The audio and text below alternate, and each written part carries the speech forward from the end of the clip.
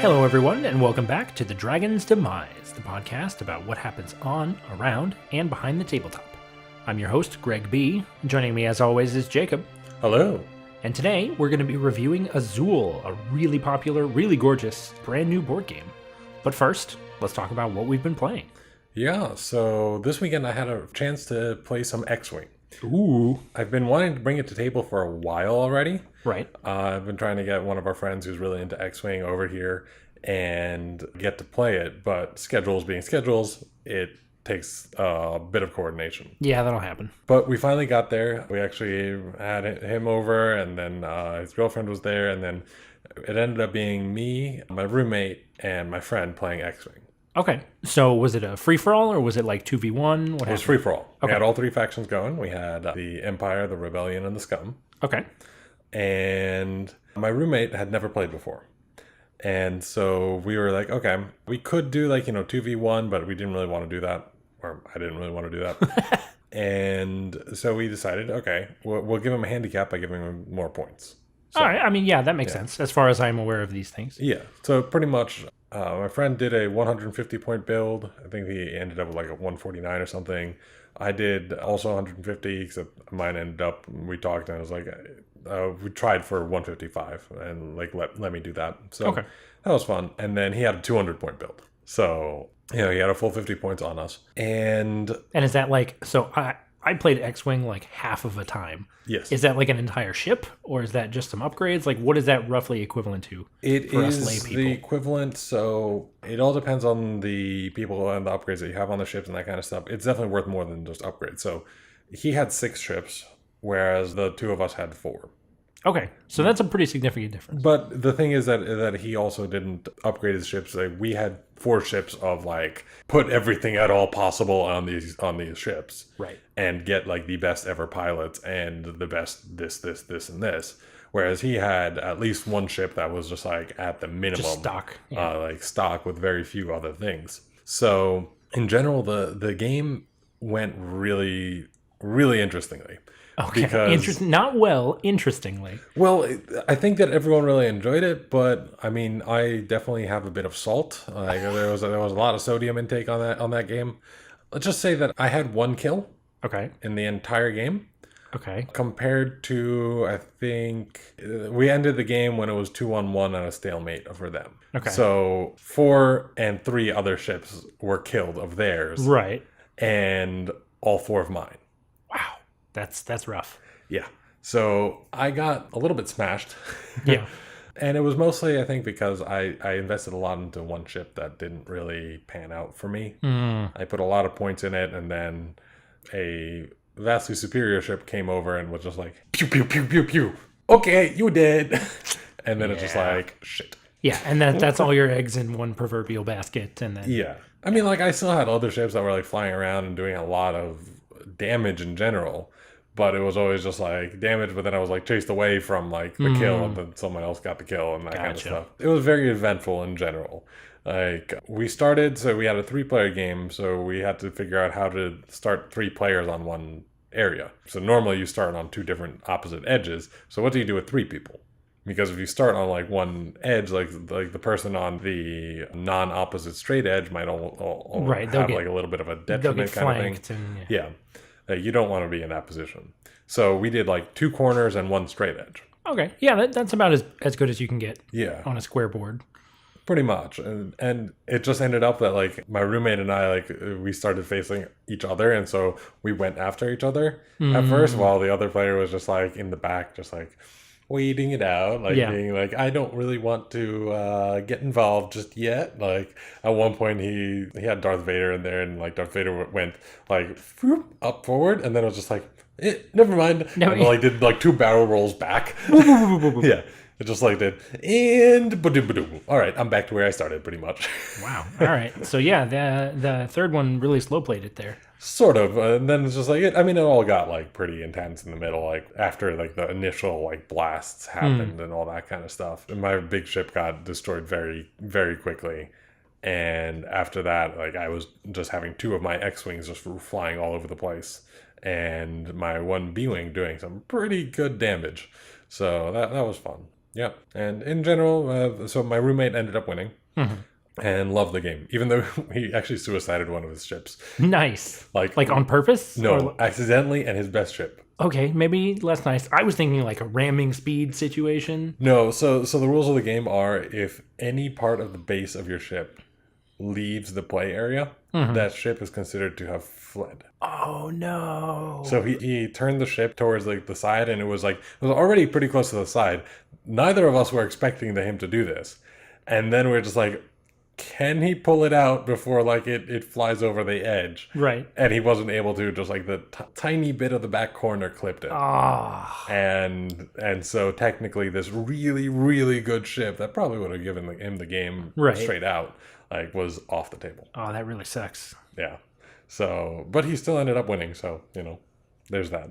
Well, that sounds like a blast. Yeah, it was a literal blast. Yep, there you go. You made the joke. Thank you for saving me from setting up my own joke.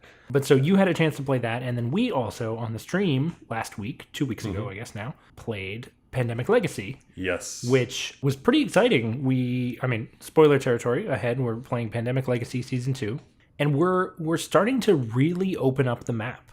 We finally explored, reconned rather, East Asia and Oceania. So, we've revealed the red cities on the map. A lot of them, for that matter. A lot of them. We've got some new ways to avoid scarring, which is cool because we've managed to avoid getting exposed. Yeah, not a single one of us has gotten exposure. Yeah. But, there's just more ways to get exposed now that we have, more and more and more Hollow Men showing up. There were definitely some revelations about who exactly the Hollow Men were, which I called. Although, to be fair, I did call them like that same session, so it wasn't super impressive. But yeah, things are heating up, which, we finished our first game in September, even though we lost. Yeah. And, that, based on my memories of Season 1, that's about the time when things would start to heat up, things would get real. Yeah. So it's good. We're definitely still thoroughly enjoying it. Season 2, I think I like it better than Season 1. I think I'm going to say the same because I actually like the mechanics of Season 2 more. They definitely took some getting used to. Yeah. Season 1 was like, putting on your favorite hoodie. Yeah. Like, you've played Pandemic before, you've had a lot of fun with Pandemic, and this is just that, but like with a new twist. Season 2 is completely different. Yeah.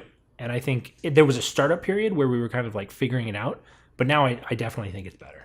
Oh, for sure. And I like how the game uses very, very similar mechanics to regular Pandemic and Pandemic Legacy Season 1, but makes it feel so different. Yeah. Because it almost like flips it on its head, but still uses the same mechanics to run it.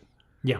It's almost like running an evil D&D campaign where you're used to playing all the heroes and that kind of stuff and having one villain, whereas now you have like, you're all villains and like a hero guild is trying to kill you kind of thing. Yeah. Certainly in as much as there's an inversion. I agree with you. In an inversion. Yeah, we're definitely not playing the bad guys. No one's the bioterrorist here. No one's the Hollow Man. Yeah, as far as we know yet. Bomb.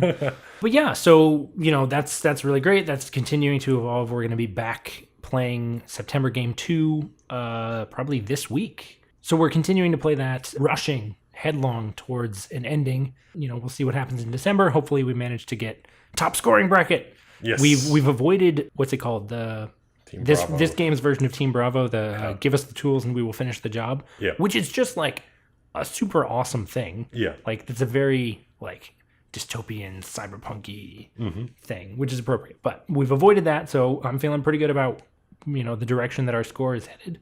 And we'll keep reporting back. Yeah, definitely. And be sure to tune into our streams. Those we do on Fridays. So be sure to tune in when we do those. Yeah.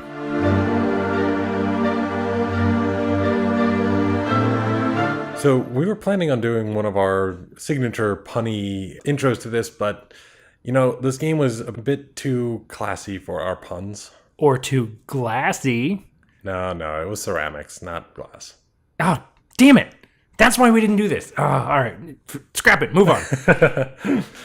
But yeah, Azul is really a very beautiful game that is elegantly simple, and pretty much the game revolves around tiles that you are trying to create a mosaic on your board. and you get the tiles from different factories, and the factories make random tiles every time. Yeah. So at the beginning of every round, you're pulling 4 tiles out of the bag at a time, putting 4 tiles onto each factory. And then once play begins, starting with the first player, you can take all of the tiles of a particular color. So there's 5 different colors, broadly speaking. Some of them have patterns, but colors. And so you take all of the tiles of a particular color and put them into one of your pattern lines, which is a stack of vertical lines, which have between 1 and 5 spaces. So 1 at the top, then 2, then 3, and so on. You put them into one of your pattern lines, and you move all of the tiles that you didn't take to the center. Play continues like this in the same fashion until there are no more tiles left. The reason that you can get down to 0 tiles is because if someone prefers to, they can take all of the tiles of a particular color from the center of the board rather than from any factory in play. So in this way, you can kind of control what color you're taking, how many of a particular color you're taking. You can try to wait until someone dumps an extra red into the center, or maybe someone else would snipe it before you got there. So it's a lot of strategic thinking that way. But once all of the tiles are gone in a particular round, your completed pattern lines are scored. So if there's a pattern line of 3 and you have 3 tiles in it, you move the rightmost tile in that pattern line into your wall onto the space that matches the color, and you score points based on its position relative to other tiles. Yeah. So it's pretty much showing the more complete the mosaic, the more points you get. Exactly. So for each contiguous horizontal tile, including the one that you just placed, you get 1 point. And for each contiguous vertical tile, you get 1 point. So these actually can work together. So if you place something at the center of a 3x3 cross, you score 6 total points. 3 for the horizontal and 3 for the vertical. So if you're clever and if you're sort of strategic about where you end up completing which pattern lines and where they go, you can really multiply and amplify your points. Yeah, exactly. And it's also interesting because you can't just place the tiles wherever you want. And your player board has a pattern on it, and pretty much the idea behind the pattern is that pretty much Sudoku rules, where you can't have the same color in the same row or column. Exactly. So they of course made it look like a nice pattern, so you have things going diagonally and all that kind of stuff, and it looks cool. But there's also the other side of the board, which you can pretty much create your own as long as you stay within those rules. The placement aspect of the game is really interesting because you really have to think about which tiles you want and where and almost when. Because if you are able to get, let's say, 3 yellow tiles that go all the way out in the middle of nowhere, they might not be as useful to you as setting yourself up for the next round to get a few red tiles, which are going to be next to in a row or column with 4 other things. Right. One of the biggest places that this comes into play is that completed pattern lines are filled in on the wall, but uncompleted pattern lines aren't. They don't reset, they don't disappear, they don't get scored, they just stay there. If you pick up a red tile, a single red tile, and you decide, I'm going to fill in my 5 pattern line, and then the next round comes up and you deal out the tiles and there's no reds, you have a completely dead line until you can clear those reds. Yeah. So you really have to not just know what you want when you want it, but also kind of read the board, because there is a finite number of tiles. It's 20 of each of the 5 colors, and you'll cycle through them throughout the course of the game. So knowing what tiles have hit the field already and knowing what tiles are likely to come out can really govern, what strategies you make. If in your first round, 13 out of the 20 red tiles are available to be taken and used, that's really going to impact your subsequent decision making.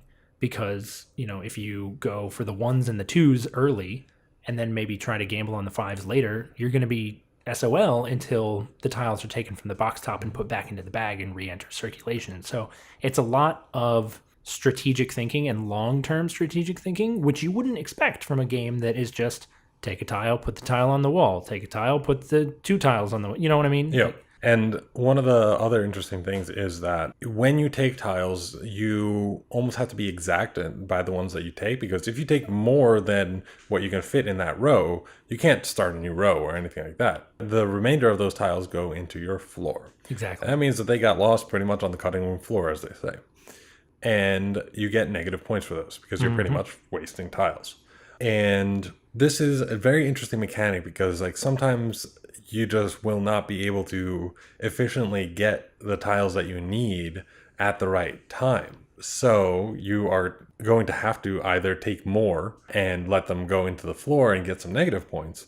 And you have to balance that with how many points you're actually getting. So in that way, it has a really cool balancing mechanic.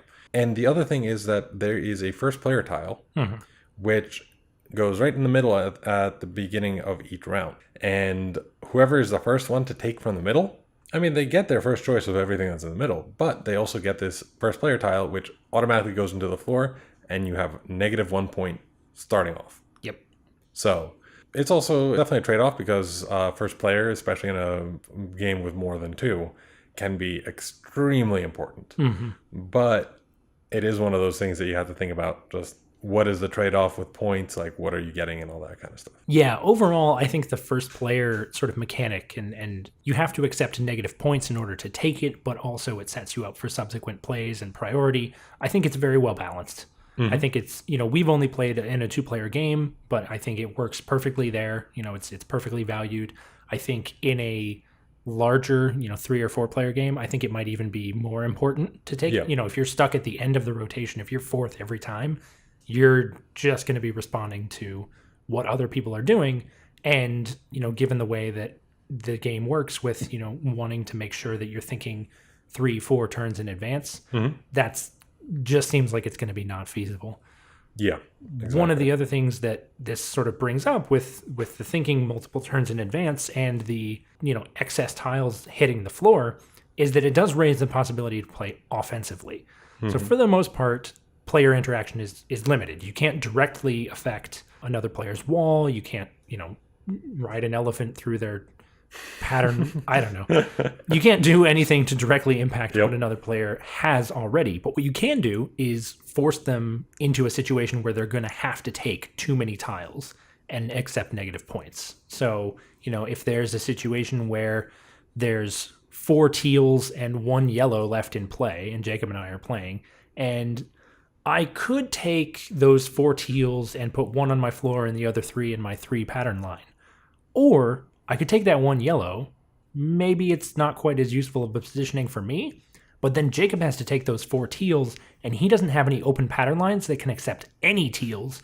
So suddenly he's staring down tons of negative points. Yep. And that's kind of a way that you can think a little bit more strategically, not just in terms of what you're doing, but really reading the game state and thinking about, all right, what does he need? What colors does he already have in play?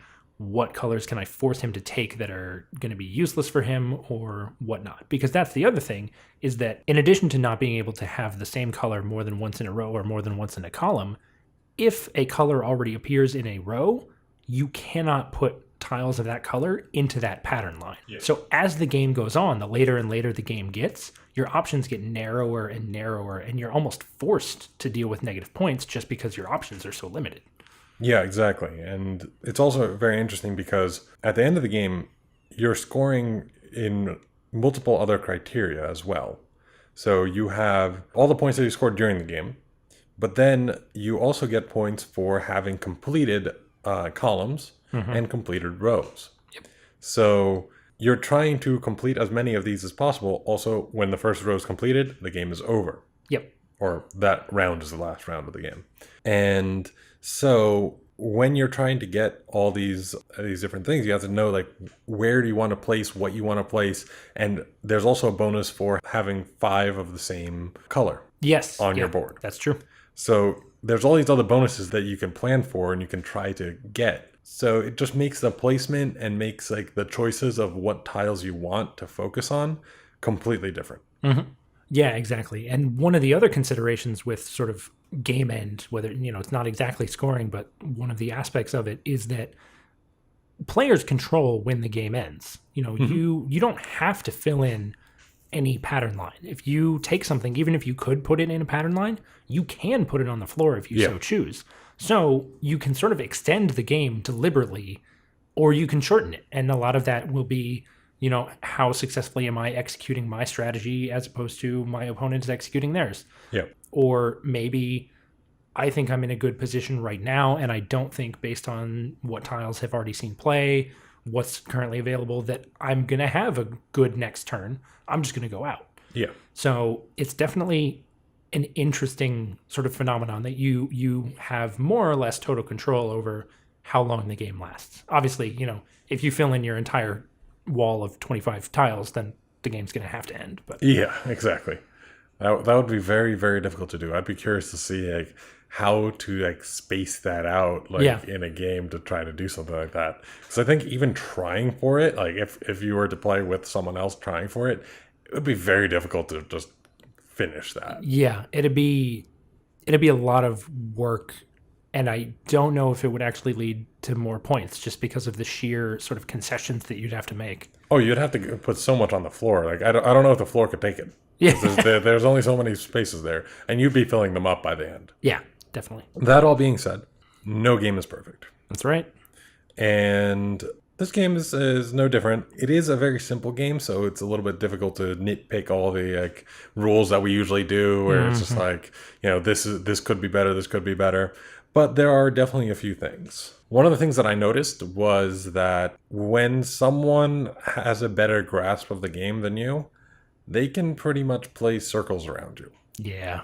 It really is the kind of thing where if they know how to play, if they know that you have to really be careful of this or that, or really go for the columns instead of just going for the rows and things like that, it can really hurt you in the long run. Yeah. So it can be difficult to play with people who are a lot more experienced than you. Yeah, it's definitely a game that's very sensitive to skill in that way. One of the other things is, we mentioned that it's possible to play offense, but it is very, very difficult to do so. I'm sure that the game is designed this way deliberately, but I do think that the penalties for going offensive, just simply the hit that you personally are going to have to take in order to alter anyone's plan, are prohibitively high. Yeah. And also, even if you do accept those costs, your ability to actually meaningfully affect their strategy is relatively low. You can set them back a few points here and there, but there's really not a way to disrupt anyone's strategy on a macro scale. It's just sort of the micro transactions at the end of the round where it can happen, which, again, that may very well be by design, but I do think that it's an avenue that would have been worth exploring a little bit more. Yeah, I agree.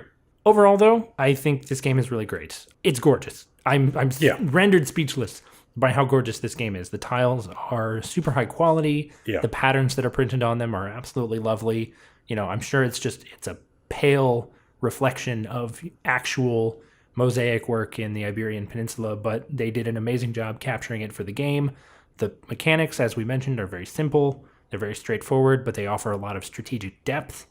And I think it's just a well-designed game overall. I think this is absolutely a buy it from me, not to mention the fact that it's got sort of a lower price point than a lot of other games, coming in at $40 instead of $60.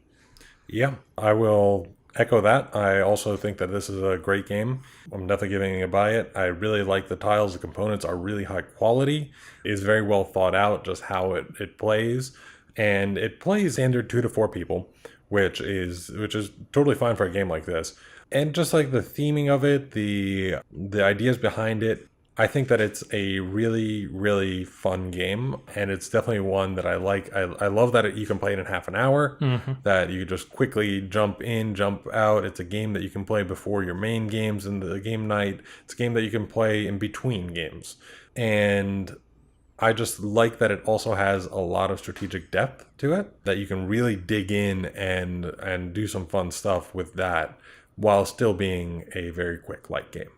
Yeah, totally agree. Before we close, as always, we're going to talk about a few games that we think are similar. If you like them, you'll like Azul and vice versa. The first one that comes to mind is Orleans, actually. I think it's very similar in terms of focusing your strategy on what you're doing, focusing on your own strategy. You really just want to try to find the most efficient, optimal path.